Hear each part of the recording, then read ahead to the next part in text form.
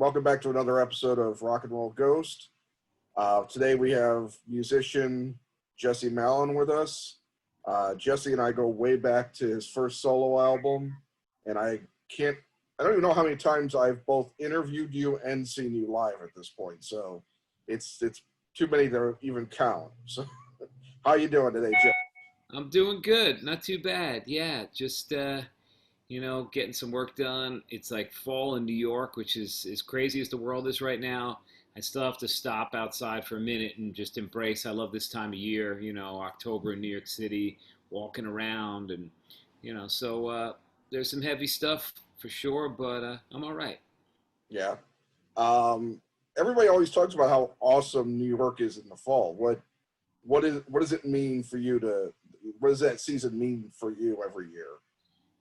Just there's the weather's perfect. You can wear cool things and still be outside and not be like, totally freezing your ass off. I think that stuff's kind of kicking into gear. October's always been a great month for music coming through, touring bands. It's always been just a great time for art and entertainment and stuff. There seems to be a lot of attention on that. People are back from the summer and like ready to make things happen and reinvigorated. I think the cooler air kind of gives everybody a boost, and just Halloween in New York has always been something that's been, especially downtown, a real liberating, fun, crazy night, and the lead up to it, the anticipation. It's just kind of something that's instilled in me since being a kid. And I kind of just like the way that, the foliage and the way the leaves changing. And there's something very cinematic about it leading into Thanksgiving and into Christmas. It's like a cool black and white movie or something. Yeah. Yeah, because everybody talks about how magical and just New York in general is in the fall, and I honestly I still have not been. The closest I've been is Pennsylvania and on the outskirts. What was it? I can't think of the name. No, not Dover. Easton, near Easton, and I've been on the Jersey side, but I've never been to New York. So I have to eventually, when we can actually go anywhere again, right that wrong. Yeah, hopefully soon. I don't know if it could be that soon, but yeah, there's a lot going on. People are excited. There's just an energy. I don't know what it is. I guess I can't really put my finger on it, but there's something about it. Just city is built for walking around, and it's kind of perfect for that. Yeah. You lived in New York your entire life, as most people that are probably watching this know, and you grew up in Queens. What for you is the most significant change in your opinion in New York and in particular Queens since you've been a kid? Well, I think now New York in general, like so many places in the world, have been changed, due to, just gentrification and chain stores and, corporate America, corporate world. But there's less neighborhoods here. That's the thing. There used to be, if you went to Hell's Kitchen or Murray Hill, or you went to Little Italy, or you went to East Village, each place had its own flavor. And now it's kind of, just homogenized, and everything's kind of very similar. And there's not a lot of New Yorkers. A lot of New Yorkers, I don't know, it just got a big influx. After September 11th, which was so tragic, I thought that a lot of people would just leave, all these people that just came to New York and go back to America. I always felt that for a long time, America and New York were two separate things. And New York was its own provincial, like European, I don't know. And at some point in the 90s, at least in my eyes, it started to become America, New York. And not just the people coming here, because people come from all over. That's what the world is about. Everybody's from somewhere. But if you went in a bar one night and you asked everybody for their license, it looked at them. Me and the door guy would probably be the only New York people, or real New York. And again, that's all right. It's just so I thought after September 11th, all these people would just go back to where they came from. But instead, it gave the world more of a sympathetic, empathetic thing for New York City, and tons of people moved here, which I guess is great for a lot of bands coming out at the time and, business and whatever. But the city got kind of crowded. So I kind of miss like neighborhoods that have been broken down to like Chipotle and Starbucks and, Subway and then the next 3 blocks, the same thing. Right. You traveled and you toured, you went to different places, and everywhere you went had something different. It wasn't the same. You found, brass knuckles in Missoula, Montana, and you came to New York, and people bought a. I mean, I'm thinking weapons, but you went No, I get what to you're a saying. dirty water hot dog, and like it just had its own thing. And there's still remnants of that. Back in Queens, that's changed a lot too. Areas that I couldn't wait to get the hell out of to come into Manhattan are now kind of becoming a little more hip, where there's galleries or there were nightclubs and bars and bands and people doing things and dressing different. When I was growing up, if you looked different, people didn't accept that. You got beaten up or you got thrown out of school or judged or worse. So, in Yeah, some well, ways, it's a more open-minded world, and in some ways, it's just very easy and just convenient, and there's not a lot of risk and things to push for.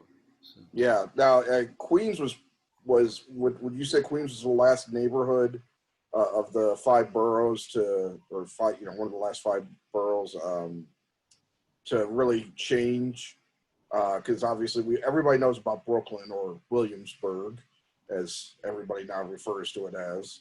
And Bushwick, and this kept going further out towards Queens on the L line, the L train line. But the Bronx isn't gentrified too bad, and No. Staten Island is not. So Yeah. Brooklyn and Queens and Manhattan would be the three. But I think there are parts of the Bronx, but there's a lot less of that there's probably a lot more old school community in the Bronx, and definitely in Staten Island. It almost feels like it's another state when you're out there. Yeah.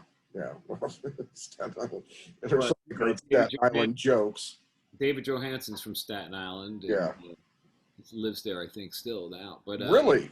there's some interesting things. Staten Island's always been kind of like a mix between, to me, certain part of Brooklyn and a certain part of Jersey kind of had a baby or something. Yeah. Yeah. Yeah.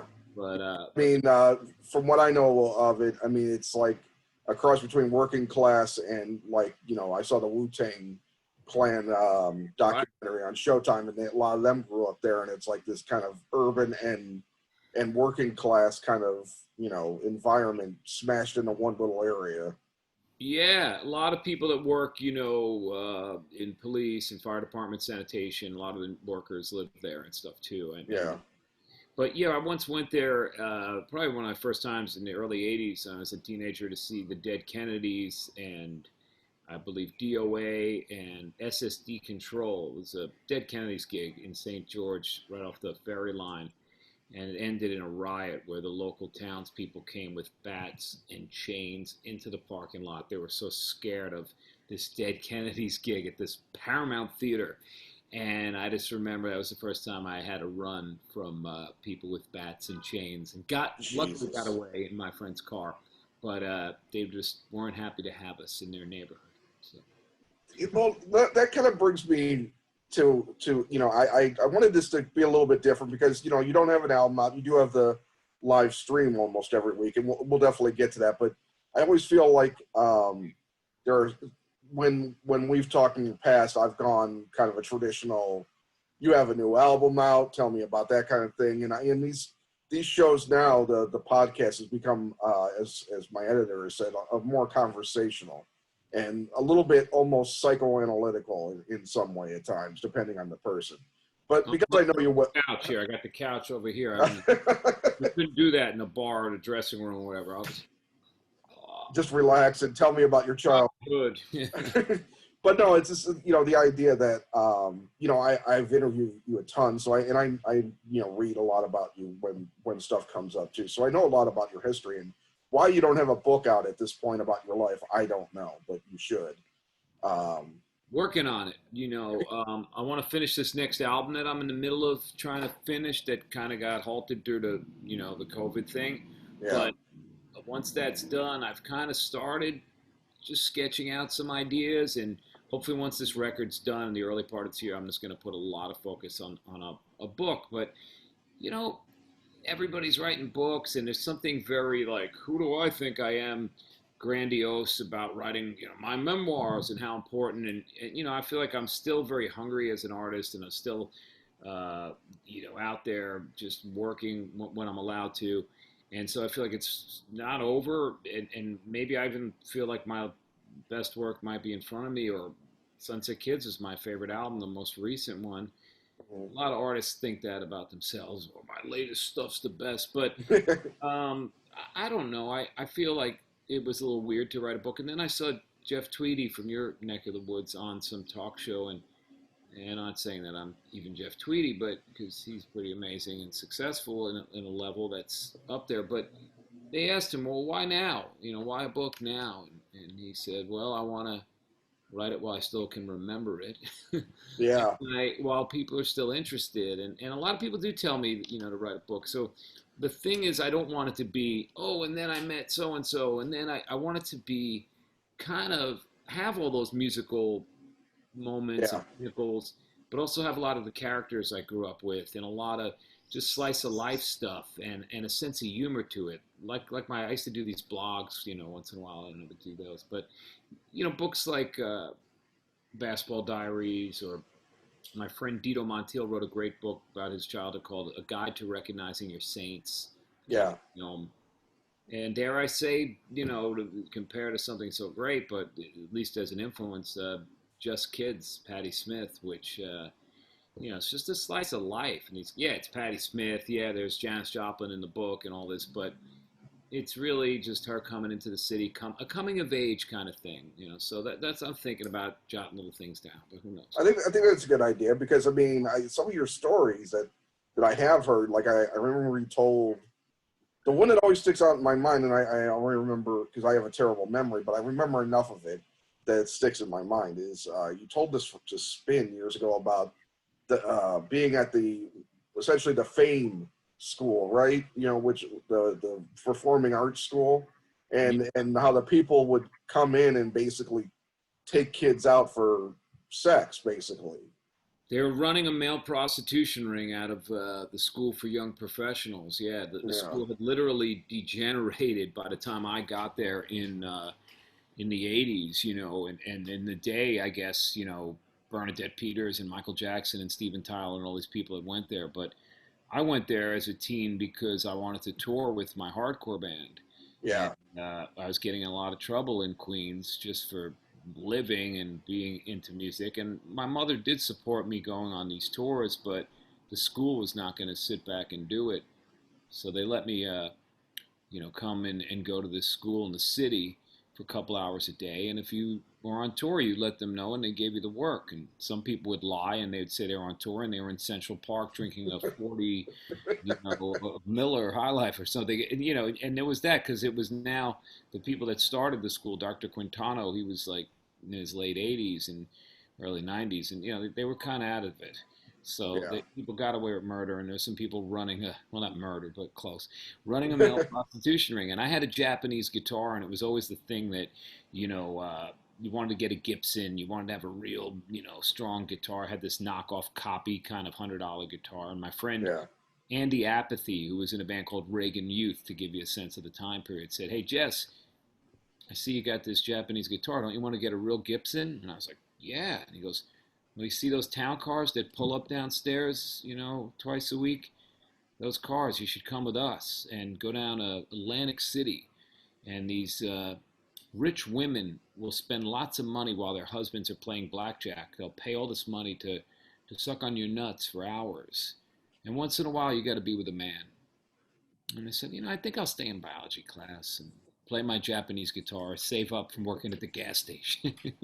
But I would literally see these town cars and they'd point to different boys and kids would leave in the middle of class. I was like, I want to get the hell out of here. But I kind of blocked it out. And a buddy of mine who is not doing too well today, a guy named Steve Poss, he's actually possibly in his last days of life. I mentioned in one of my songs, Mona Lisa. He went to that high school too, and he ended up as in the first verse of that song, Steven selling marijuana up down to the prima donnas, medicate the counterculture, 9/11, baby boom. It was a song about what people were doing after this tragedy had happened and things had changed so much. My friend was selling drugs, but this friend of mine who was in that high school, not a musician, but Steve Poss, Steven, he came up to me one night and we were bombed, bunch of years ago in a bar, and he said, Jesse, that school we went to, by the time it was running, it wasn't even accredited for college. And I'm like, oh, my mother's rolling over in her grave. And he goes, what do you care? It's 4 a.m. We're bombed. Who cares? And he goes, and they were running a male prostitution ring out of that school. And I was like, oh yeah, I guess I kind of just like conveniently blocked that out. And I was like, I can't forget that. And then I told the story to Spin, Yeah. but yeah, this school, New York was just different. The world was different. People got away with a lot. So Yeah, I mean, well, you think about it, and I've talked to other people from New York about how I've been watching a lot of the old school 70s and 80s New York films, and just New York was just an extreme contradiction of highs and lows in terms of yeah, Park Avenue versus the rest of the city, and the busted out buildings and the crack epidemic, and everything about it was just, not that every city didn't have its crack epidemic, but you know I'm guessing New York was the epicenter at some point. It had to get over somehow. yeah. Well, the '70s here, it was kind of a free time. I kind of only picture it more through the window of my mother's car, or coming in on the subway to go to the circus or something, and seeing glimpses of it, and of course all those great films. But I think in the poverty, in the struggles, in the mess that the city was in, going broke, came a lot of great art. So during these times, I've noticed way more homeless people, people struggling, places closing, real estate, commercial spaces, bars, clubs, stores, local spots that I love, boarded up, going out of business. People really, I'm sure it's around the whole country, Yeah, but there's a sense that the Bowery and those places that were Skid Row and then became kind of Whole Foods and galleries and museums might be going back in that direction. And it's not a pretty thing to see, or the glamorize. Oh, it's all gritty, but in these right. times, people do find ways to turn it around and create some people. I feel like the world is in a reset. Not to get all like super like I have some spiritual answers or anything, Right. but I feel like there's a lot going on. So many of the things obviously we could list, but that things are going through this change. And sometimes I think, well, it's my age, or I lived in the fast lane around punk rock and rock music, so people dying and all this is happening at this age that doesn't seem too old. But there's some of that, but I think there's also something, I don't know, this is my feeling that those who can survive through this will make it through and find something better. But I think there's going to be a lot going down, and it had started a little while ago, and it just feels like it's going to be on. Unfortunately, it feels for a little bit longer. And I'm an optimist, but I Yeah, think yeah, it's something. There's some kind of shift. I don't know. yeah. It Well, sounds weird. I was talking to Zuzu from Soraya recently, and she described what she hopes is a cultural renaissance to happen once we get kind of the disease and under control and all that. And I think I think that's something to definitely hope for. Um, but you're right, when you're talking about a cultural shift, we're talking about a year that has seen social unrest, just like in the in '60s, like around the time of the Democratic convention in Chicago, and then you add on um, the whole complete civil rights era kind of packed into one year, and then you throw in the 1918 pandemic as a situation. I mean, and then you add in whatever else, whatever you want to call Trump. And the global warming situation. Right. I mean, it's just everything's kind of at a head this year, and I, and not to get off on a political thing, but I remember when Trump got elected, I wasn't happy, of course, and unlike most of the rest of the country, New Yorkers, I like Anthony Bourdain said it really well. He basically said we always knew who Donald Trump was, and it's the rest of the country that didn't really have a clue. Well, I always knew. I listened to him on Howard Stern, and I hated him. And I watched that show, and he was the worst thing about his own show. I always say.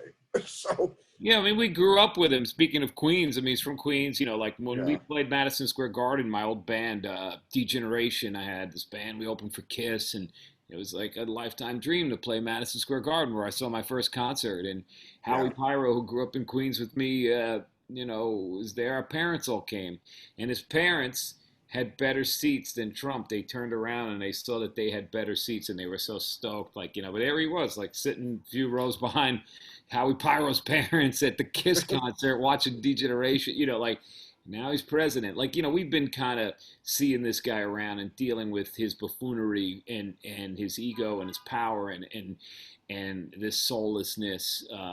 I guess we're getting political here, but for No, a that's long fine time because I was going to make a in New political York, point. this guy was at parties and fashion shows, and like you just got a sense of his character. And so Yeah. whatever the policies are, obviously those reflect your character and your your human nature and just your whatever goodness is in your soul, trying to make a better world as we hope politicians can lead us being a leader. But as a person, whatever, like I said, his beliefs are right or left, just the way you represent, I think that is tough. There's not a lot of eloquence. There's not a lot of human kind of connection unless you just want something so abrasive that it makes it hard for me. It's kind of embarrassing. I don't really believe in any of these politicians, but it's a lesser Right. evil. We go overseas, we travel the world. One of the things I learned when I started to go around the world with songs I wrote in New York in my little apartment was that it was a big world, but it was also a small planet, and that we're very connected. And then I got to see. I was touring a lot when Bush was president, and it was the weapons of mass destruction and Iraq, like all this stuff was going on, and it really felt very corrupt and horrible. And these people would look at us, and I'm just a musician. I'm not for America here, but I started to feel like I didn't want to say I was from this place, and I love a lot of things about it's where I'm from. But I think you realize that this is how we represent by having these people, and this is not everybody takes it as it's just some politician. Of course, they're all crooked jerks, but Yeah. then with Obama, and people can come up with things that obviously he had issues, he's not perfect, but at least it was an intelligent, well-spoken something to where you felt there was something, and you just get repulsed just on a human level. But Yeah. then to go beyond the actions, which is really the most of what people are responding to. So Yeah. yeah, it's crazy time. The debate now, as we sit here, he's got COVID. You can't help but go down all kinds of rabbit holes in your mind to think, well, why is this happening a month before? Right. Like that's odd. Like like just it puts in. There's a lot of suspicion out there, but I think somebody was like, a lot of people have said, well, is it the October surprise? And everybody's like, well, it's an odd October surprise because it's not against anyone but himself.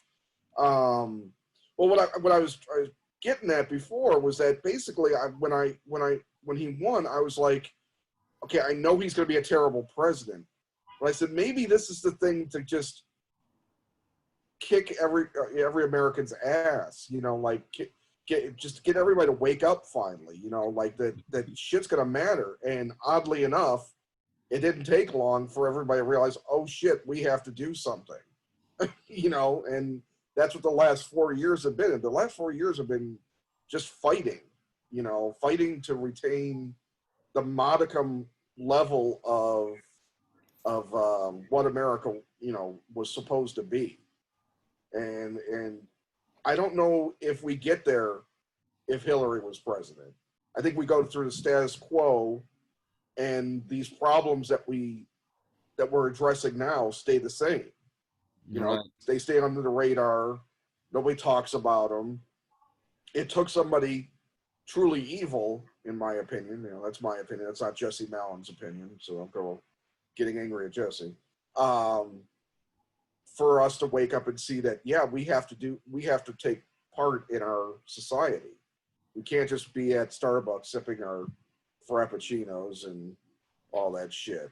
Yeah, well, I think someone like that, the reaction comes, when you're put into this poisonous environment, and then people like it's so extreme that you hope people are gonna fight back. And I think the lockdown and the unfortunate situation of the virus of COVID, I think brewed up a good perfect storm in a lot of ways for consciousness after George Floyd's murder, which is just one of thousands and thousands, it's been going on for, hundreds of years, that Yeah. people would step up and that would be heard and seen, and that people would be able to take it more serious, and that the protests would be taken more serious, and besides, on every level, with Black Lives Matter, it created that place for people to be able to see and listen, and hopefully make some changes. And I think it might have been scary, people looting and rioting, but I think it got through. I think it really it made a point, and we'll see. I mean, I guess we're going to see a lot of stuff. But yeah, just like Trump, I think just like with the lockdowns and the virus, held out to this place where, maybe we'll be able to see from this. I hope when things come back that there's a lot of stuff that, that happened that people aren't going to forget, and see. I mean, we were punishing the planet for so long, and Yeah. there's, so many examples of when everything stopped, how nature really was coming back. But then you see something like the fires, out west, and if you have a president says, "Oh, it's just because the park attendant wasn't watching," or whatever. It's like Right. science Get out is there and saying, rake more. yeah, science is saying like this is, you're not going to listen to science. I don't know, but I bet he's listening to science today. yeah, yeah, Science means something today all of a sudden. yeah. Um, yeah, I posted something on Facebook, that classic Jerry Seinfeld moment on one of the Seinfeld episodes where he sits back, he's watching one of his friends fuck up on TV, and he goes, "Yeah, that's a shame." Just Yeah. I hate to be negative, but it's like, hey, you spent the last 8, 9, almost 10 months, acting like it didn't exist. So, karma can be a pain in the ass sometimes. Yeah. Anyways, well, to get off political stuff, I'm not exactly sure. Well, It's hard not to go down there. hard not to right now, yeah. But it's also some days when this was all these things going on, sometimes you need a pause and you're like, yeah, let's just put on a Mel Brooks movie, or let's just Yeah. go for a run, or or just Yeah. to listen to music. I mean, there is some time that you have to take care of your soul, or just try to find ways to lift your spirits, because it's nonstop. And especially, I think, the way the media is now, where it's on our phones and it's in our, you're just getting all these prompts with it Yeah. all the time, and information flies so fast that sometimes you just have to hear yourself breathe a little bit, and just listen to your heart. Yeah. Well, for me this year, one of the things I did is I stopped watching cable news at some point. I just got tired of the loop. I've got a subscription to the Washington Post, so I read everything. So I'm up to date, and I read other things too. But as far as keeping current, I use reading, because it also, for me, is a lot easier to read our president than it is to see our president or hear our president. So reading him is still infuriating, but it's calmer. The other thing that I found this year was a rediscovery of my love of baseball, which I hadn't had since before I was a teenager. And I watched my White Sox, the guys in black from the South Side, just, barely get into the playoffs, even though they were looking really good. And so now I guess I got to root for the Yankees, because the Yankees were my grandfather's team. Reason. And so I've taken them up as my second team. So hopefully they go far. So there's a New York thing. What have you done this year in particular to kind of ease your soul or to relax yourself? I mean, you've been doing the concerts since March. We're doing them solo from that very apartment, and then you've expanded them. But what besides music related things have you done to kind of just relax yourself and try to make your life better?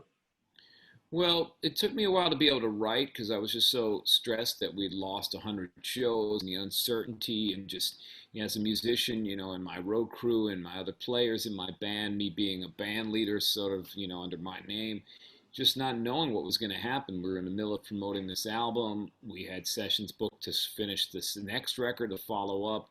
We were kind of coming off of a real high. All the shows were sold out in Europe that we were going to do, and it hadn't been like this maybe since my first record or whatever. Something was finally connecting, and that was feeling really good because, you make a lot of stuff all these years and you don't know what's going to happen when you put it out there. So to come home and then be grounded, and then obviously this was something that so many people were being hit with. It wasn't just me to play the violin. I couldn't really Right. relax for a while. My management did say, "Why don't you, play some live streams?" And as I've said before, I didn't want to be some guy like moaning into my laptop with an acoustic guitar, and I didn't want to do it. I'm not very tech savvy, but I duct taped an iPhone to a tripod on a chair and set up a mic and started to make a show out of it, and just pulling things off the bookshelves and talking about my life and singing songs. And that was something that I don't know. I realized that there's a world out there, even through these Google boxes or whatever, that the chat was coming in and thousands of people were watching, and I'd be like, oh, I better not mess this up, hitting the button wrong, and that there was a way that the community of rock and roll, which has always spoken to me, and always as a kid, from records to whatever, live shows, to just the way people dressed, if you found somebody, that you weren't alone, that there's other people out there going through this, and that's something that's been happening. So there's been comfort in seeing that and seeing how great these years of touring, and then I have fans in all these different parts of the world, and how supportive they were, and that we shared this thing together when there was outside sirens going by every day and every hour, people, ambulances, and when it was silent and dark, and when there was riots out the window and protests and breaking stuff, and this was all going on, we were all kind of in it, and people applauding the healthcare workers at 7 o'clock, and so that kind of calmed down a bit as far as me feeling totally isolated and alone. I started to feel like, all right, even though I'm in this apartment and I'm a guy that travels, so I started to breathe deeper and start to write, which is what I normally do anyway. And then I started to do some other things. I took piano lessons over Zoom. I had this keyboard thing in my living room, and my old piano player, Christine Smith, she's just a wonderful musician, writer, and teacher. I didn't realize. And so, I don't want to be like, I think I'm going to be like Rick Wakeman or something, but I just want to be able to write that way and play a few songs. And that was huge. And, to have something to focus on, and trying to stay in shape physically, even when we couldn't go outside, the Travis Bickle workouts, catching up on movies that I'd never seen, foreign films, Italian films, the Criterion Channel, interviewing other folks, trying to stay in touch with people, around people checking in that you hadn't talked to in a long time, and that felt really good. I just need an outlet. Being an artist, you put stuff out there. It's an interactive sport. You need to Yeah. put things out and get something back. And I started to write, and then we started to slowly go into the club when we were allowed to, health-wise, have 10 under 10 people get together at distance with masks. We started to rehearse some of the new songs and tried to do the shows, and with the help of some good friends, brought in a bunch of cameras, and we were like, let's try to play to the cameras and make it like a concert. But I didn't want it to feel like we're trying to be a show when it's not. There's no audience. So I expressed the stories behind the songs more, and talked about what's going on in my life, and had guests, just like we're talking now. Yeah. Before we could have people down for an interview, I've done a lot of these Zooms, and it was like a different thing for me to be on the other side where you are asking the question, Yeah. and that was interesting. And thinking about the book, and I guess learning how to cook again, and thinking I could get some plants in here, and really reflecting on what I want in my life. I wrote this song Room 13 on the last record. It was about those moments off the gadgets and off the noise in some weird town far from home, and it's silent in this out of your comfort zone place. You get to think about things and what you love and who you love and what you feel. And this time I got more than that. We got a lot of it, and so there's been that introspective reflection and tearing myself apart. But in reading, this is stuff you try to figure it out. It went really fast this time too, and I don't know if I like that, because when you're a kid, you're in school, you want it to be over. Let's get through this year. I can't wait for summer, but it's like Right. it's coming into the fall, into winter, and this thing, it's just about a certain way of managing time, I guess, and keeping positive. I definitely turned to music that had brought me that spirit and that thing, listening to records and watching shows on even on YouTube, supporting other artists and just feeling how music is really the thing that lifts me up. So, Yeah. Yeah. Well, I mean, short and answer. what's that? I said that's a short answer. Yeah, no, I can't. Yeah, the long answers are fine. People are going to appreciate it. You know, you talked about your fans, and I'm part of.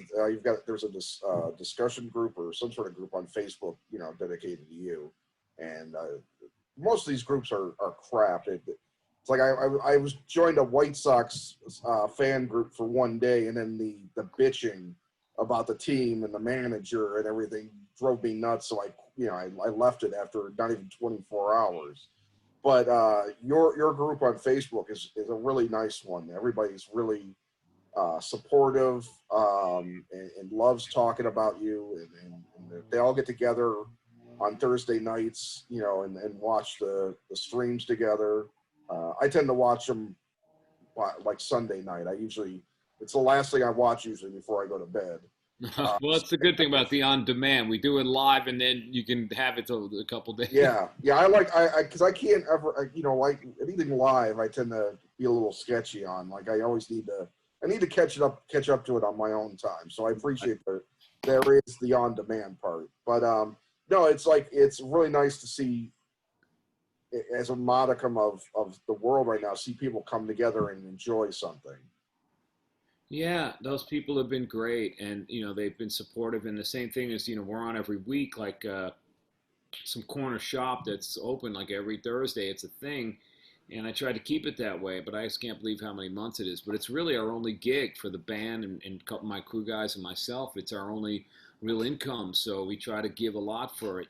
Get different guests on, but come up with songs we don't play or do full albums, or we're going to do a cover show coming up in a couple weeks of just all covers, or find different ways and bring in local artists. New York is kind of in some ways for the big names or middle level artists, people have left. It's like been a ghost town. So there's been younger artists and newer ones that have come on, and some established folks like Joseph Arthur has come on my show, and DMC, and came down and sang with us in the space, and that's always Yeah. really cool. So we're always trying to have somebody guest with me in the band, have an interview, and then have our set be something different each week, and find ways to do that. So Yeah. Well, let's talk about the live stream. We've touched on aspects of it here, but it went from you solo in your apartment, talking to yourself in your apartment, which I know was awkward for you because it felt that way for the first couple at least. And then you transitioned to the ones at the Bowery Electric. What was the decision? What was the decision from going from just you to being, obviously we're able to get the band together because of regulations easing a bit. What was the decision behind moving in that direction, and then also finally moving away from the donate what you can to it costs at least $10? Hey, you want to give us more? That's great. yeah. It costs $10 to get in, and then you went from one provider to now Rolling Live Studios, correct? Yeah. Yeah. So how did all that? Okay, well, I was doing it in my apartment. Yeah, it was awkward at first. Like, there's no applause. You finish a song. I just got off of like touring for 6 months, and now you play and you can't hear anything. There's no energy. There's nothing like coming back at you. There's none of that push and pull. You feel like a cam girl, like on some porn site. I was like, this is like weird as hell. So I got used to it. I found a way to kind of embrace the medium and, come up with ways to kind of not make it such a serious concert. Like I said, make it more like, Mr. Rogers meets a punk folk show or whatever, and having people come into my space each week. But then suddenly we were like, wow, not only the fans watching, like we got some really nice press on it and got picked in a few publications as the top streams and whatever. And after a while, I felt like it had been a couple months and, the world was changing a little bit. It seemed like the numbers were going down here in New York, the COVID numbers. And to keep the audience engaged, I would bring a band in. And first I started with a piano player and a guitarist. And then to keep this thing going and see how much we could build it. And with the talk that every time my tours were getting canceled and this and that. And I was like, you know what? we made this free because people needed it, and you know what? Instead of it just being in my apartment, we're gonna give it cameras, lights, really good sound. Really try to make this one of the best ones. Again, from somebody who's not very tech savvy or very, an Right. audiophile person or whatever. But I brought in a few friends and they broke their asses, and so we felt that we're creating something that people could pay for, and that in a day where artists don't make money from record sales. They said, well, you got merch now, the new model. Well, we can't go out on the road and really sell merch, and now we can't tour. So it being the only gig, and it's kind of awkward to say, if you want to donate and keep mentioning that, we just figured, you know what? We're going to get less people watching when it's free, because free is just everyone can stay in there. But we're going to give as much as we can. We're going to jam pack this 2 hours with all kinds of stuff, and have the band. And I'll be able to give the band a weekly gig that so they have some kind of job.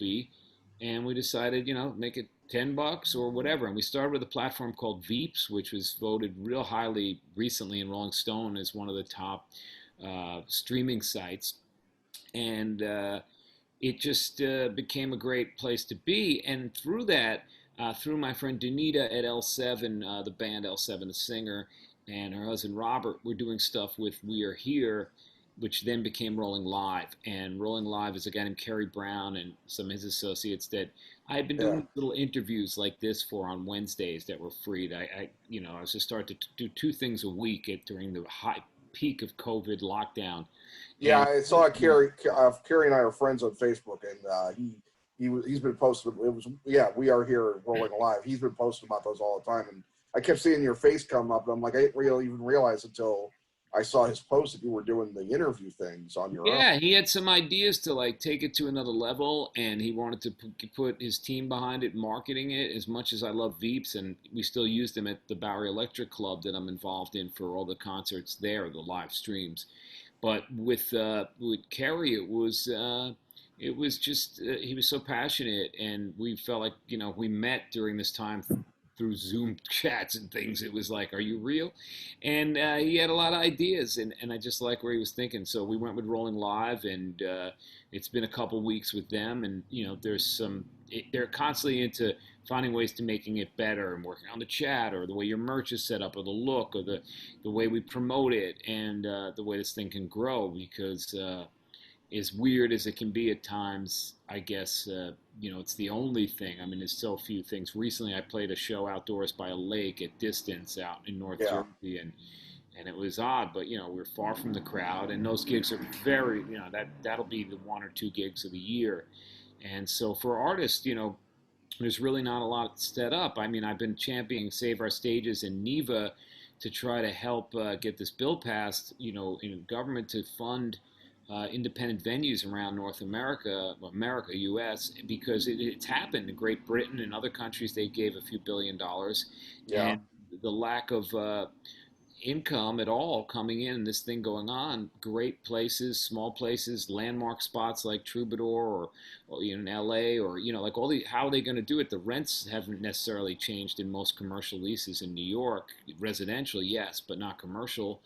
And how will these places go 6 months, 7 months, a year without being able to pay the rent and the insurance and the things that these buildings and spaces need to stay, right. and then be here when the world comes back, especially New York, which is known as such a entertainment town and a place for, you come here to, whether it be Broadway or a concert or a sporting event or off Broadway or a movie or just somebody playing in a freaking club. Yeah, So I've been involved in that a lot, really trying to get people to sign that petition in the summer, getting people to donate. We did a Joe Strummer's birthday thing, me and Joe Strummer Estate and another guy, Jeff Raspy, to raise money. It was free, and it was for Save Our Stages, and people yeah, really came through on Strummer's birthday. A bunch of artists, and also to create these things that are entertaining. Like I watched Farm Aid the other night, and it was great to see Neil Young and Willie Nelson and Mellencamp and the Nelson Brothers. Like it was just it's just there's these things. Watching what De Niro did with the Robin Hood Foundation. They're not perfect. It ain't like a gig. It is weird. It is. But there was something for Austin, Texas, that I thought that was just great, a benefit with Paul Simon and Charlie Sexton, and so I think it's just a way to connect with the communities, Right. and keep things going. So that's the live streams, and it's tricky, and sometimes you just want to pack it all up, but we've been doing our best each week, and we can try to change it up as things go. I'm going back to my apartment next week to do one and just bring it all back to where it began. So, Okay. Well, how, without getting into obviously details, how, in terms of financial, how have these been working for you? Have they, I mean, in terms of, is it helping? Are you seeing perhaps feedback from people that didn't even know who you were before that, because everybody's so thirsty for musical entertainment? There aren't many artists really doing these things. There's a few, but are you experiencing some sort of new fan interaction or anything like that? definitely, when we have other guests on the show, if their fan base is checking in and they're checking out what I do, and you're gaining new fans that way, like it's like opening for another band or doing a Yeah. double bill tour. I love watching what other people are doing. Rhett Miller, Adam Weiner from Low Cut Connie has a great one, and a lot of my friends just pop up and do stuff. Some local artists, and I always want people to watch my show each week. So you got to practice what you preach. I try to take in a lot of other artists, just smaller things on Facebook, Instagram Live, and see my friends doing what they're doing, and support and give a few bucks, because the money, as we took it to Bowery and as a band, and there's a sound guy and there's a camera guy, and even to promote it, someone makes the flyer each week. There's definitely a budget to put this show together. So, some weeks we do okay. Some weeks we break even, and there's another week coming. I think having good guests, keeping my fan base engaged and keeping them excited. But I think that I am beyond grateful and blessed, and so touched that people have stuck with it and enjoyed it, and tell me, somebody proposed to somebody during one of the shows or this. But Yeah. other artists, Nicole Atkins has a great show that is similar to what I do, but very different. And there's definitely things out there. I was so against this. I was the guy that went on stage and said, get off YouTube and Facebook and come to the show, and don't order on Amazon, and go to a record store and show up like a human being. And then, here I am, like, watch me on the box. Please help me. I'll be there. Send us some money. I, I need more vegan burrito money. Yeah, there you Um, there was something I was going to ask you based on that, and I'm sorry, but it like flaking out. Well, thinking about Save Our Stages and all that, it's interesting to me that, I'm not surprised we can't, in our country, get anything together like Britain did. It was kind of surprising that Britain did, quite honestly. But then today, the headline came through on my phone from, for some reason I've subscribed to Cranes, and it was Pelosi, airline help or whatever imminent. And I'm like, airlines? Like, that's a company. Right. Like, American goes under, United could just take their, buy out their crap, and they could be the king swinging dick of the year. Why are we? I mean, I understand they employ people. It's not. I'm not unsympathetic to the people, but these corporations, in my opinion, just like the Republicans tell Joe, average Joe six pack, you gotta save your money for a rainy day and all that. Pull yourself up by your bootstraps. But then we have to. I'm sorry. I know I'm ranting.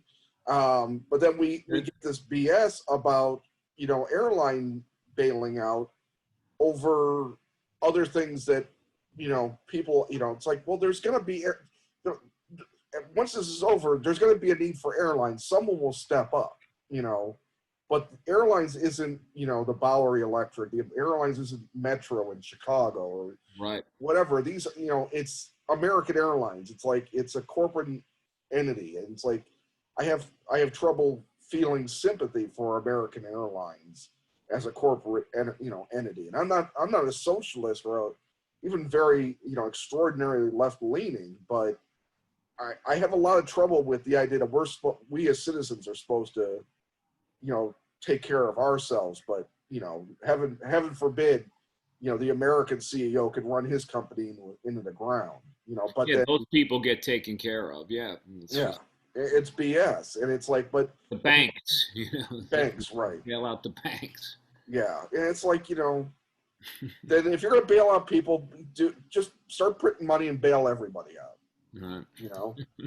Because there's just stuff that means things to people. Well, we're really hoping for it. Even, it's not a political thing. Senator Republican in Texas is for, what Save Our Stages is asking to help nightlife, what NEVA is going at. Like it's across the aisle in that way, where it's not just, it's just a matter of getting it done. It's about entertainment. It's about culture. I think that's a place where probably a lot of people would agree that that's mental health, and that's part of medicine and intake and food for us, is to have art and music in our souls, in our lives, and have those places that are the churches. You can go to a casino, you can go to a church in a lot of states, but you can't have a gig.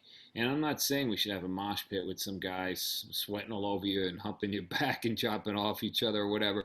But there are clubs that, even when I went to as a kid, where people sat down at tables at distance with food, and you watch somebody. But why? You can go to a restaurant, you could do all that, but you can't have somebody up on the stage. Right. That's how it is in New York. And that would create work. That would create happiness. That would create distraction. And we might have a spike here, and God forbid, Jah forbid, we have to go back in again. And, things are going in a good direction in here. City and some in New York State, but second wave. I don't really know. This is my first pandemic, but we weren't around for the 18 one. Yeah, Spanish 1918, whatever. But after that came the Roaring '20s. So as we sit here, we're taking these lemons, trying to make margaritas, and that's what we're trying to do with the shows and go for it. But at the same time, I fall in the middle, because when I got my first record deal in the 90s with D-Generation, I opened up a club called Coney Island High, and it was I wanted like a rock and roll high school, Max's Kansas City, what I felt I missed, I only read about in the magazines, and what I wanted hired all my friends, I went on tour. It was a place for the kids, by the kids, and I didn't know what I was doing, and Giuliani was the mayor, and we got closed for dancing. And then we reopened, and we got closed again for dancing, and people were laughing at us, and we went out of business because we couldn't fight these cabaret laws that Giuliani was enforcing from 100 years ago, that were from Prohibition times, that were based in racism and with jazz, and he was just doing all these things to raise revenue for the city. So I survived that, and then I got some publishing money and opened a small bar.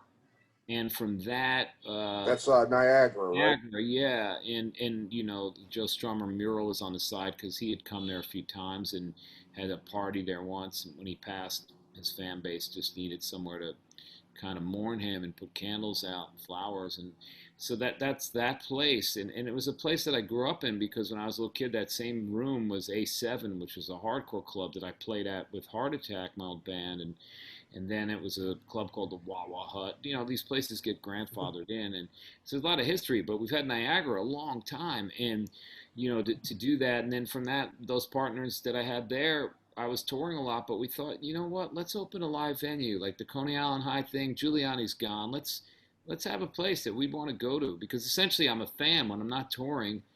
I'm not playing. I want to go see shows. I want to be around people. I want to be in a room with strangers, hearing this stuff coming through the speakers, the air being pushed. Well, not only that, it's cool to have your own headquarters. Yeah, that too. But it started, wasn't more of a passion thing. Maybe you're right. Like some kind of clubhouse for sure. And then they became kind of businesses. They had it where they weren't going to make it, because not New York. No.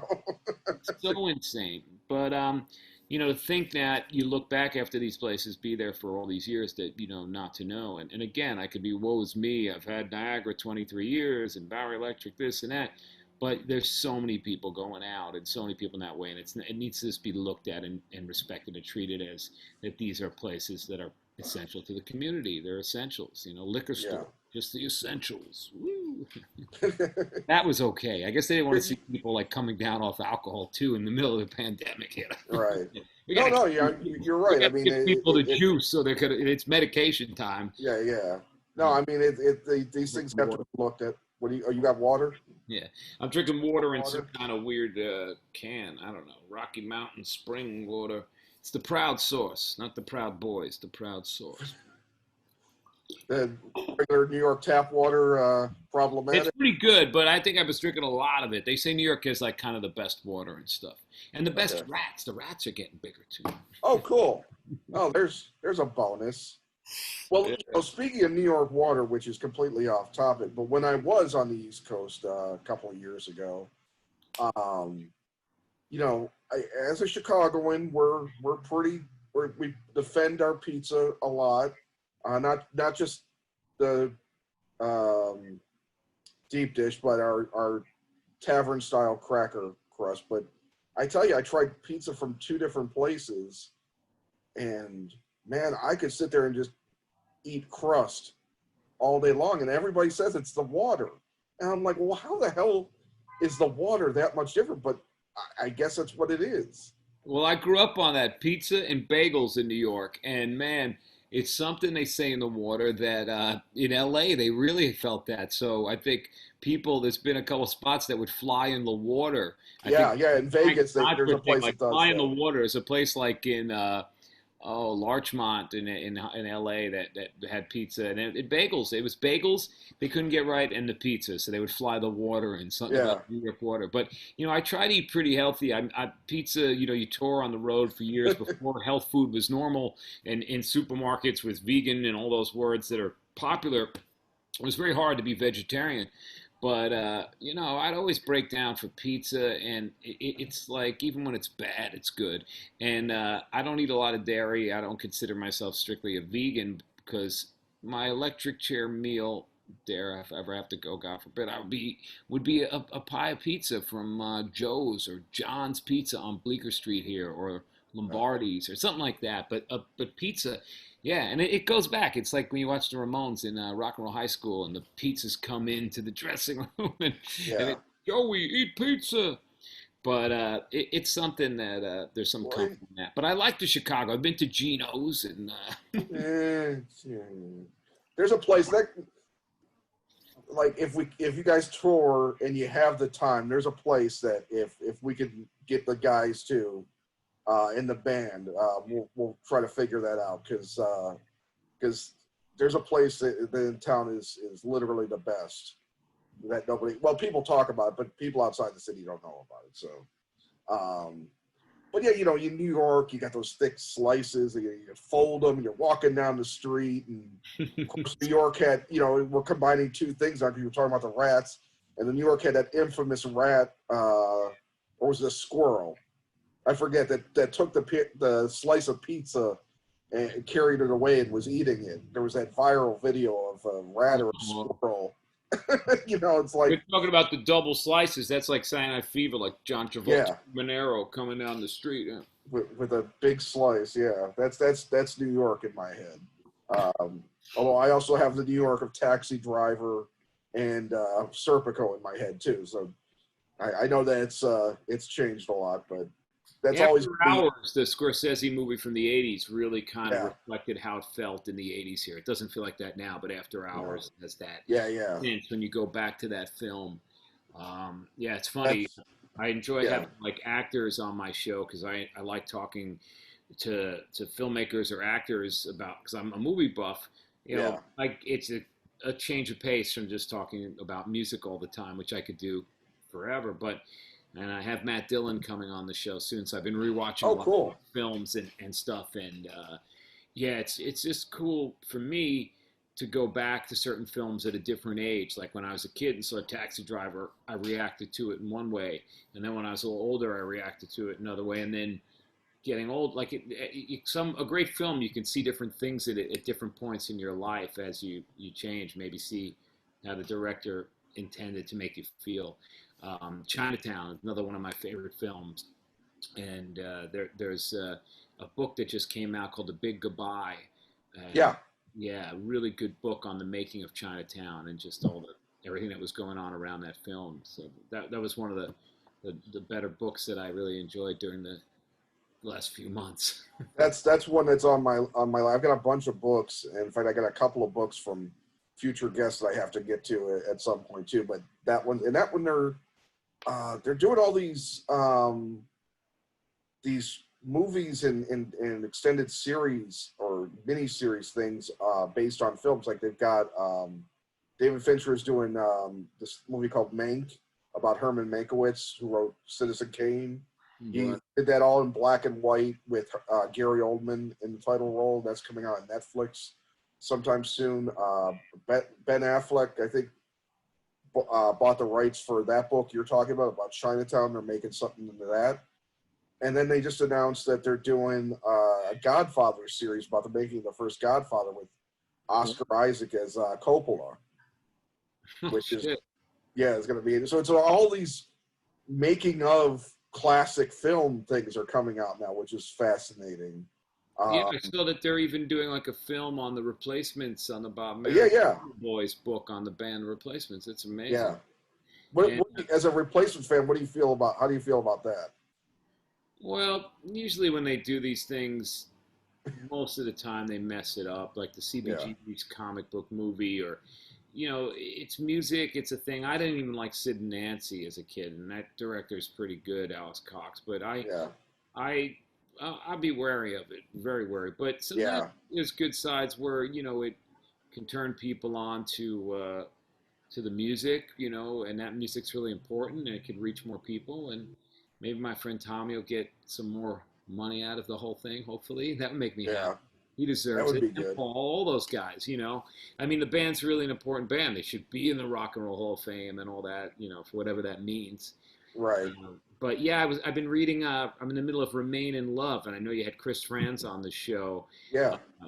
From Talking Heads, and the book is great. I mean, I think there's an Audible of it that my friend sent me, but I ended up, like you, getting the hard, reading it in my hand, not virtually, reading the Artifact, the book. So yeah, I've been like digging that, and just his perspective, that band, especially that they weren't exactly a punk band, a little more arty and very unique and different, and the bands they played with, and the progression of that group, and of course the relationship to David Byrne, and the stress in that.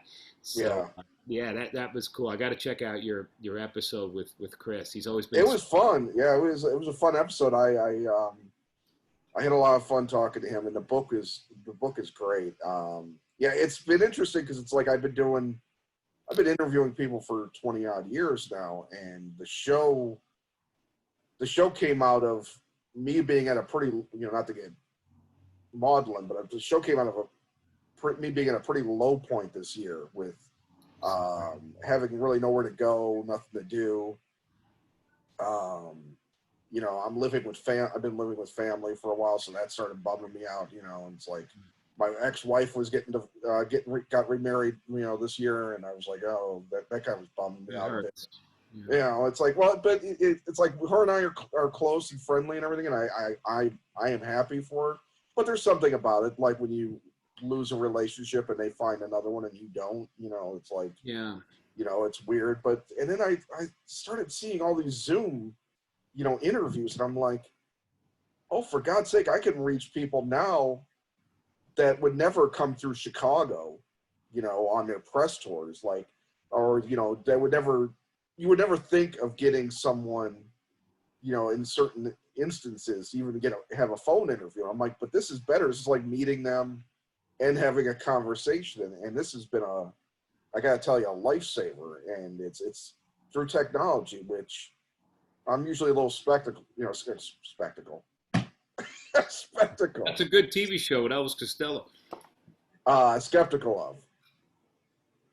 But it's been a godsend, and but I only mentioned that because you talked about Chris, but you talked about movies. What recently have you caught in this 6 or whatever months that's really sparked you, or really felt that you've seen an instant classic? Like for me, I saw Sorcerer, and I saw The Marathon Man for the first time. Wow. I'd never seen those, and I was like blown away by how good they were. you know, and is it safe? You kept saying, is it safe For recently? years, you didn't know what I was saying until you saw that. You're like, ah. No, I knew. That's the thing, is it was like taking forever to see The Exorcist. I had heard so many people say how amazing it was, and they talked about the teeth scene, you know, the dentist scene, you know. It's like, and they kept talking about it. It's like, well, now can it live up to that hype, you know? And oddly enough, Marathon Man and The Exorcist and Sorcerer all live beyond the hype. They're all excellent films. But Yeah, you got two what have in you Wes been? Schneider.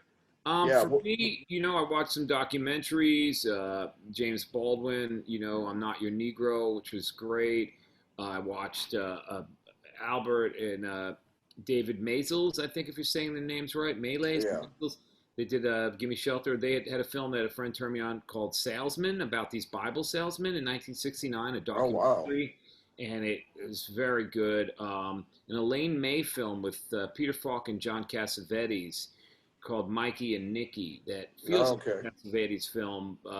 Ned Beatty's in it, like mid-70s, not very popular, but very good. The Pawnbroker on Criterion with Rod Steiger, which was an early Sidney Lumet film. I love his work. He did Dog Day Afternoon and Network and 12 Angry Men. I'd never seen The Pawnbroker. It takes place in Harlem. Interviewed Jim Jarmusch, so I rewatched a lot of Jim Jarmusch's films. Dead Men. Dead Man was one of the ones that at the time I didn't get as much as his other films, and I didn't see why people loved it so much. And then sitting home with this, I was able to really take my time, and I really got it and really loved Yeah. it. And I guess, boy, I'm going blank here, but a lot of stuff. I mean, I watched that Criterion Channel like crazy. They got a lot of good stuff, and then Yeah. rewatching films, that have meant a lot. And sometimes you just need a comedy, something really stupid just to get out of your head, like Yeah. Spaceballs or something that's not even good, but that there's something good about it. A couple bits, in there that Yeah. get you through. Yeah. I've been buying a lot of films, whether new or Criterion discs or whatever. Like I went out and got 6 Criterion discs where they do a sale twice a year where it's like everything's half off. And I got Sid and Nancy, and I got Last Temptation of Christ, and some other things, and just burn through those and watch all the special behind the scenes, all that stuff. I'm just a geek for films. I always have been, and that's why I've always appreciated you always have that aspect in your live performance. Like you had the Taxi Driver music, for a long time, as Yeah. intro and stuff like that. And, you've been yelling out the Hopper scene from Apocalypse Now a lot lately, and I bought that. Man, I'm like, if I have to buy another damn version of Apocalypse Now, I've bought every version. Redux 5, yeah. Yeah, this has got to be it. Like he's coming out with a new Godfather. I'll buy whatever. Just keep, I just started watching the Cotton Club Encore. As far as I'm concerned, Coppola can sit there and fuck around with every one of his films, and I'll rewatch it. I don't care, what he does. It's like, if Scorsese did that, I would do that too. But Scorsese's usually pretty good with keeping. I don't think he's ever done a director's cut. I think every one of his films is. It's the director's cut. Yeah. He's done commentaries, which are really great, for Raging Bull, Taxi Driver, and, all that. And apparently De Niro said there's a ton of outtakes of canned comedy, which I'd love to see, which is one of my favorite films. Yeah, that's a film that even a lot of Scorsese fans don't like. So you don't get some films, it's like they don't get that kind of treatment. But I'm sure Criterion will eventually get to all of Scorsese's. I have to imagine. So he's working on a film. He's working on a film on David Johansen. Filmed at the Carlisle Hotel venue, and then there's a lot of interview stuff, which I'm really excited about. His stuff in music, and you kind of had, because it's funny that going back to you with relation to Scorsese, you had 2 different kind of works with him. You had the scene in Bringing Out the Dead, which when you first talked about that with me, I couldn't remember you, because I don't even think you had a. It goes quite fast. Yeah. But then when I saw it again finally, which it's a mixed bag. I think the stuff that it's like where it's going and it's like, it's like the craziness is the part that works, but the maudlin stuff doesn't work as well. But you're in that club where the guy OD'd, And, you know, I'm like, oh yeah, that's Jesse from the 90s, man. He's, you know, in that whole degeneration look and everything. And then you also did the vinyl show where you did the vocals for Joey Ramone for his first okay. band, Sniper. Yeah, I didn't Yeah. realize that. I just was talking, well, before all this went down, I was with Scorsese for a moment at a table at Dave Johansen gig, and I brought up the bringing out the Dead and a few other things, and he seemed like he kind of remembered me. I don't Well, know. you know, hey. He's got one of those brains that seems to like, but I forgot to talk about the vinyl. And vinyl was weird because I had Pete Yorn on my show, and his brother was one of the producers, Rick Yorn, on that. Yeah. And I just had such issues with it, like so many of us did. Like, well, these facts are wrong, and that doesn't look like Robert Plant, or this is like so overreacting to. I couldn't get But then, past 2 episodes. but then every Sunday night, I'd be like, put it on. I got to watch it. Like there was some kind of car crash fascination with it.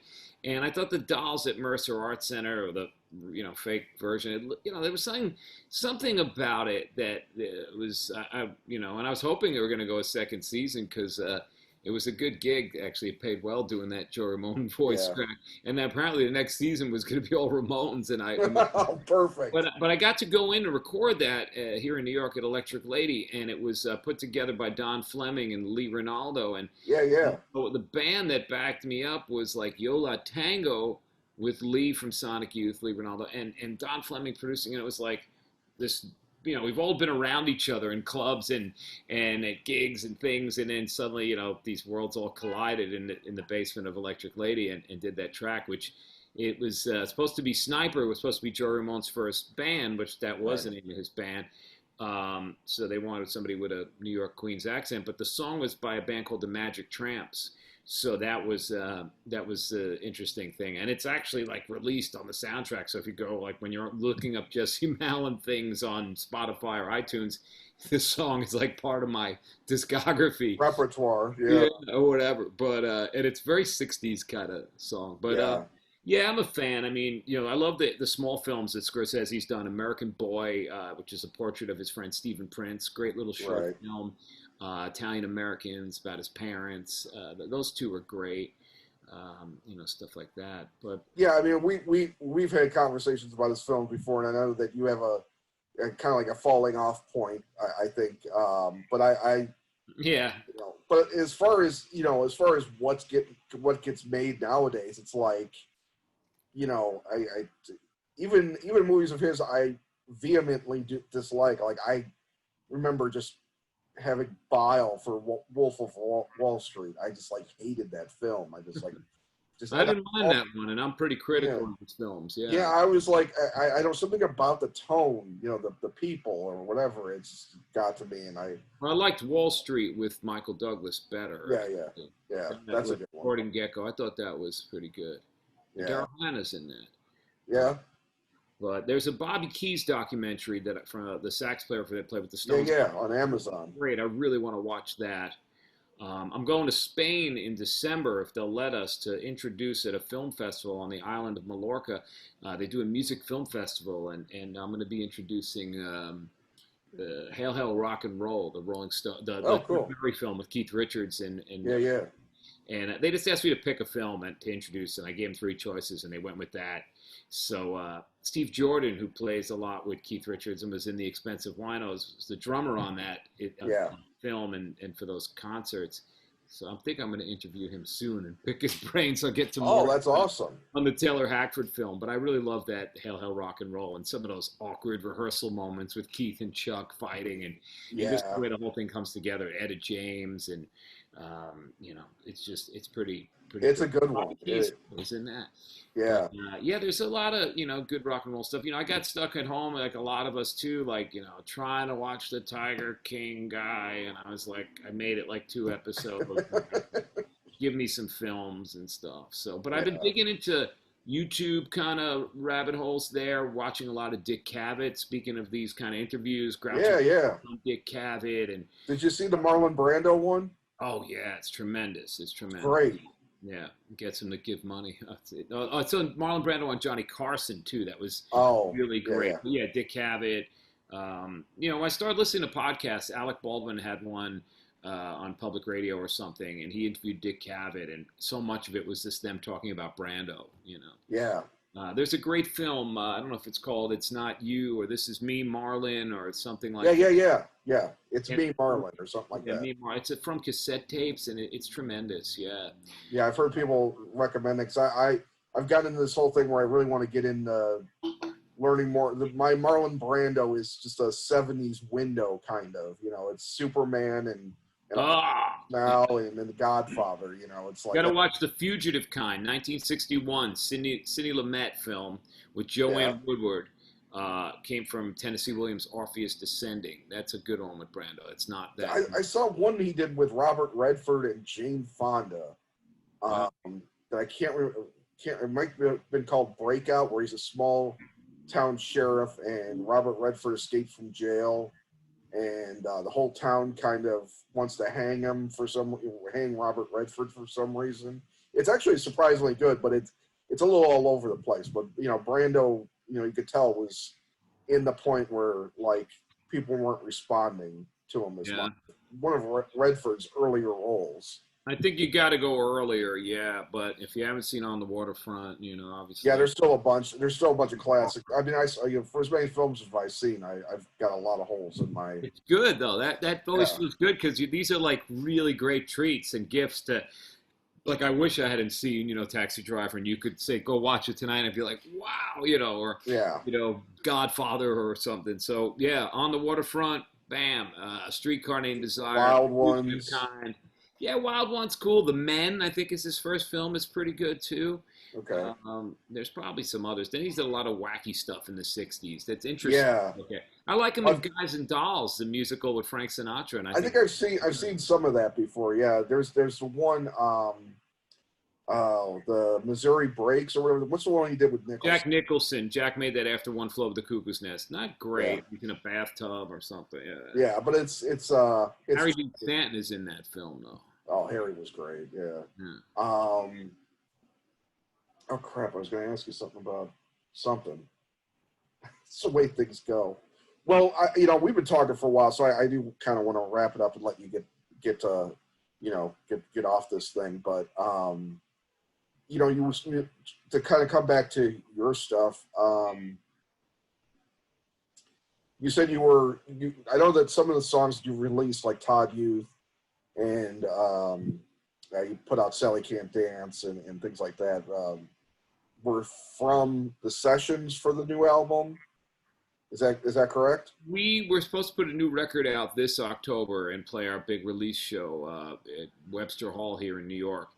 The record was half done, and we were gonna come in between all these tour dates that we had for the spring and summer, and go in and knock out another bunch of songs and go back out on the road. And it was like this excitement from the Sunset Kids energy. So we had half a record done now. Maybe it's a little bit more. We've done a little bit of work. And as we were planning to come out in October with the album, we had 2 singles come out. In April was Backstabbers. Right. B-side was Tom Petty, Crawling Back to You. And then recently in August, Todd Youth came out, which was the B-side, Sally Can't Dance. And those 2 songs, Todd Youth and Backstabbers, are from the new record. But because of all the time we lost being locked in and COVID and everything getting on a halt, the record is just starting to pick up now. So we're about 65% done with the album, or maybe or so. And then, so it's going to come out, at best, late spring 2021, which is okay. If you can't go out and play, like so much of what I do, like I watched friends of mine put records out during this time, like full albums. And some people did well with it because the attention, and some people I could feel that, they were bummed. But someone like Lucinda Williams just sat in front of the Zoom and promoted and talked and sang with her guitar and really embraced it. I think there was more time than you have when you're trying to go from sound check to the hotel to travel to the show to get it all in. So I've noticed some people have been able to really connect. But for us, putting those 2 singles out was cool because you got a lot of people's attention right now where people need it and they need new things. I know I do. So one of the videos I had to shoot with my iPhone, and we needed a video in my house, me, myself, and Irene. It was a lone thing. But the new record, which is looking like it'll probably be late spring, early summer 2021, and like I said, there's probably about 7 songs done. But I usually go through about 15 to 20 in my process, and then I narrow it down, and Yeah. we end up with some extra stuff on the floor.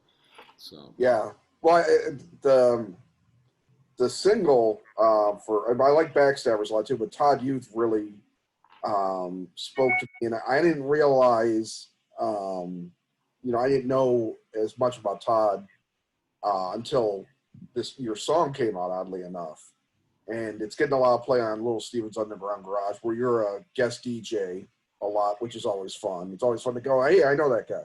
no, it's a great station. And it's Yeah, fun to go. but oddly enough, I was listening to them before doing the interview when Todd Youth came on during what's his name show, the afternoon guy. I can't remember his name. Kid Leo.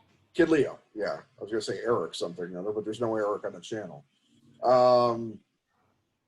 But Todd Youth is a fascinating song. It's a little depressing if you really sit there and listen to your lyrics, which I find with you more than most any artist. I listen to your lyrics a lot, and there are still things to this day that I'll listen to a song from an album of yours that came out, a decade ago, and still hear new lyrics. Like you don't hear everything. Right. You hear it, but you don't really hear it. You know what I mean? And but with Todd Youth, it's like the lyrics really kind of were getting to me. And it's like, I just can't imagine how hard is that? Easy? Is it hard to write about somebody you knew that well and what they went through and memorialize them in that way? Well, I wanted to celebrate his life, and he wasn't a perfect human. He was a guy that he left a lot of us, a lot of bands. Like it says, he didn't say goodbye. He'd just be gone. He'd be moved to California, and he'd be auditioning for Glenn Danzig, and you thought you were in a band with him, and next thing you know, and he had a bunch of children with different women in different parts of the country. Great, kids. He came from nothing. A guy came, up at a time, 11, 12 years old, started playing in very seminal hardcore bands like Agnostic Front and Warzone, and then Murphy's Law, and toured and pulled himself up out of nothing, and, didn't really have a lot of family. And eventually, all his talents were there, but he had demons, and the drug thing is really a terrible, sad thing that he couldn't get past it, or that it was an accident the way it happened, but he was down that path and in a dark place at a lot of times that we knew him. But here's a kid that went from playing in Warzone and Murphy's Law to playing with Glenn Campbell, going from Glenn Danzig to Glenn Campbell to Ace Frehley to playing with Motorhead. Lemmy doesn't fuck around. Right. To playing in my band in Degeneration in the 90s and touring together. We became friends, and he really showed me the ropes in Europe when I didn't know what I was doing, and I was scared, and it was new, and I was far from home. And then being in my band in St. Mark's Social and touring in our van, the Silver Machine, all over the North America, like in the crazy weather, and roommates, and he'd stayed with me a lot in New York, and we had a lot of history. So, but there was always a side of him, and I think he loved his kids, and I think he loved his music, and he couldn't just work it all out in the way and overcome it. I guess it got the best of him. And when he passed away, his favorite band was the Bad Brains. So me and some friends got HR, the singer, and Dr. No, Gary, the guitar player, to play at the old A7 Club, now Niagara, and have a show. And some of my band was in the rhythm section and played Bad Brains songs, and we all told stories about Todd, Jimmy from Murphy's Law, and other friends. And his family, some of his daughters took his ashes because he had a Krishna consciousness. He found some comfort in a lot of the Hare Krishna ways. We would eat at some of the temples because of vegetarian food, and in weird places like Ireland. They put his ashes on this tree in Tompkins Square Park across from Niagara here in the East Village, which is the Krishna tree. And then the rest of the ashes went to the Ganges River in India. And so the song is about his last night, sung through his perspective, selling records at Amoeba and getting money to get some poison in your body. And to how it ended, us, having this goodbye to him in front of this tree in Tompkins Square Park, and then this show at Niagara, and just a tribute. But I've always liked the mix of sometimes happy music with sad lyrics or vice versa. And so the song is kind of upbeat, but if you listen close, it's a dark, sad story, but it's still a celebration of a guy's life, a musician and a friend. So Yeah. Yeah, the song, I mean, it's interesting 'cause for me it's one of your most interesting songs because it's got this very clear production. Not that your production on any of your albums are muddy, but it's different. There's just something uniquely different about that song from your others. well, I that's kind of cool. Thanks. I'll yeah, take that.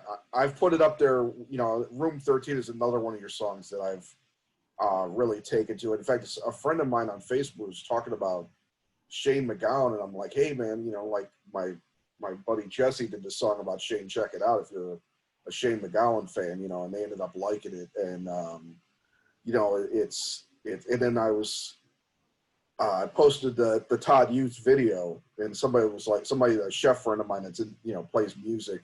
It's like, oh, it's like I keep hearing about this Jesse Malin guy, you know, like you know, it's like, what's his relation to Todd, you know, because he was like very much into, so you know, a lot of Todd's work and stuff. So it's like, you know, these weird things like that tie people together and things like that going on, and it's pretty cool that you can, you know, still to this day, even though we're all apart, kind of connect in some way, Absolutely. especially through music.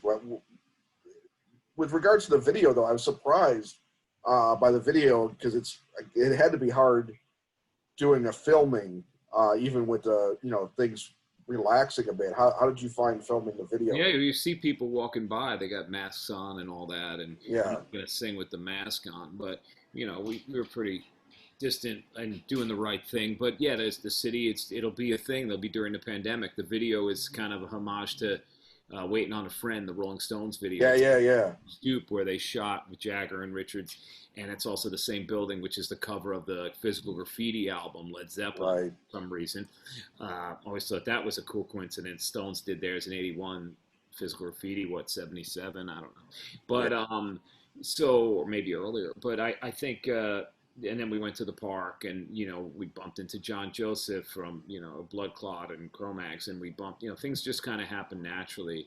There was an energy to it, and having Jimmy, who was one of Todd's best friends, Jimmy G from Murphy's Law, and was one of my best friends for life, since we were like 12, you know, come in, and we, you know, yeah, you're working inside a whole different thing, and you can't, especially if you're gonna go out on the street, you know, you're gonna have interactions and people freaked out and people with masks, but you just got to make the best of it, you know. And then we did a video for Sally Can't Dance, very contained. So, you know, it's just that. But we had an idea for this Todd thing, and you know, I didn't know if it would be too much of an inside thing because there's a lot of tributes to him and people that knew him. But hopefully, gets the point across. And we got HR on the track, you know, and he gives a little Yeah. blessing and sings a little, and that meant a lot to me. And I'm sure Todd would have got a kick out of that. So, Yeah. being one of our favorite bands and a band that really changed a lot of our lives, and I think we'll still continue to blow people's minds in the next 100 years. So. Yeah. And I was surprised. I found out today that I thought you were the creator of the PMA idea because I don't know a whole lot about Bad Brains, oddly enough. And then I saw today because I was just reading about HR. I'm like, I know everybody talks about Bad Brains and how great they were, and it's like I know Dave Grohl was a huge fan of Bad Brains because he was Yeah. from the DC area, and it's like I looked it up and like said something about PMA. I'm like, oh, okay, he got it from HR because it's like I always thought that was a really cool thing. HR got it. Yeah, we got it from the Bad Brains. There's a song called Attitude on the Roar cassette, Roar Sessions now. You can find that. We don't care what they say. We got that attitude. We got that PMA. We got that attitude. But he took it from, I believe, a book by Napoleon Hill, a motivational book called Think and Grow Rich, which is a bunch of years before the Bad Brains. I think his dad gave it to him, HR told me. So, yeah, Think and Grow Rich, Napoleon Hill, Bad Brains, PMA to the world, you know. Positive mental attitude. That's what we need. That's right now more than ever. So thank you, right. HR. Thank you, Yeah. Napoleon Hill. Thank you, Brett. Yeah, no, I appreciate it, and so I think we're gonna wrap it up. But I just want to let everyone know that if you need information on Jesse, go to jessemalin.com. His performances from the Bowery Electric are pretty much every Thursday, except for the one coming up, which will be not this week, but the following week, you said, will be at your apartment.